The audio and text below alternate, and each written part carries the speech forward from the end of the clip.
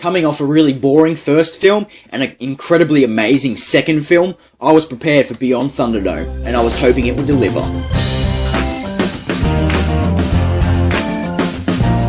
Mad Max Beyond Thunderdome. So Beyond Thunderdome kicks off about 15 years after Max defeated Lord Humongous in The Road Warrior. Here we see Max trying to struggle in the world of the post-apocalyptic wasteland again. It was a bit weird to see that after 15 years he's still trying to find fuel and still trying to just make a living. Mel Gibson reprises his role as Mad Max for the final time in the franchise. So 15 years after The Road Warrior, we see Max trying to find his car, which has apparently been stolen by Bruce Spence. When I first saw Bruce Spence in this movie with that kid in that little plane, my immediate first thought was, Bruce Spence is back!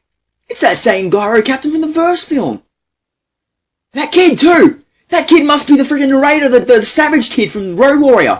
It's not. That really bugged me. I thought it was really nice that continuity continued over with continuing characters in Bruce Spence and this savage kid, but learning that they weren't the same characters, which they just easily could have been, sort of annoyed me. I was really looking forward to when Max was reunited with the gyro captain and they were just like, "Hey Max, how's it going? You stole my car, you bugger." I was really hoping for that relationship, but because they're not the same characters, it just sort of bugged me. So after Max's car has been stolen, he finds himself at Bartertown, led by Tina Turner's Auntie Entity. I found Auntie Entity to be just a bit of a simple character. It was the same as this woman who's just trying to maintain power in her town and control the people.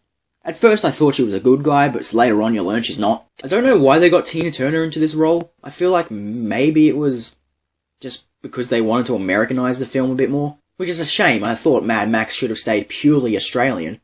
But Beyond Thunderdome is the most Americanized Mad Max film yet.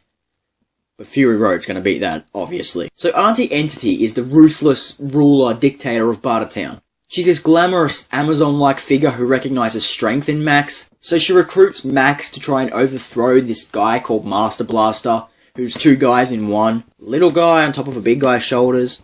Master Blaster.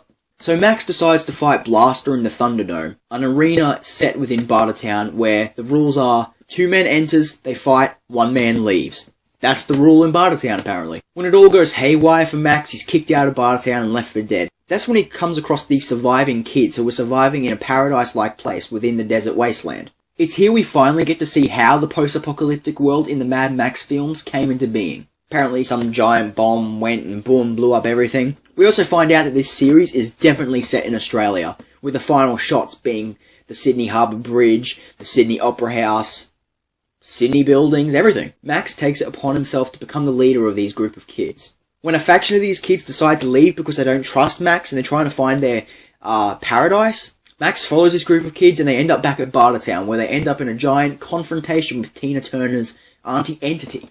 Mel Gibson really comes into Max again in this film, expanding on his character from the second film, which I really liked. It's just sad that this is his last film. The final act of this film ends in a car chase between Auntie Entity's men and Max trying to free these kids on a train. It was a really cool chase sequence. I really enjoyed it. I was intrigued. I was pulled in by the characters and the movements and the camera angles. But it wasn't as good as The Road Warrior's final act. The cinematography in this film was really good as well. I didn't like it as much as the cinematography in Mad Max 2. But yeah, it was really good. It just felt a little bit more Americanized. George Miller didn't direct all of this film, which is a bit sad, but it's good to see that he came back for the action and car chase scenes. In the end, I liked how this film summed up how the post-apocalyptic world in Mad Max was created.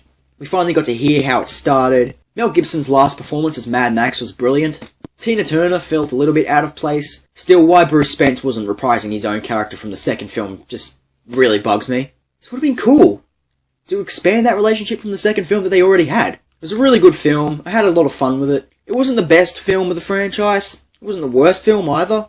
In the end, it was just pure entertainment, and I enjoyed it. I'd give Mad Max Beyond Thunderdome a 6.5 out of 10. This is just going on my first viewing of the films. My opinion of the first Mad Max could change in the future. Now that I've seen the first 3 films, I'm prepared for Fury Road.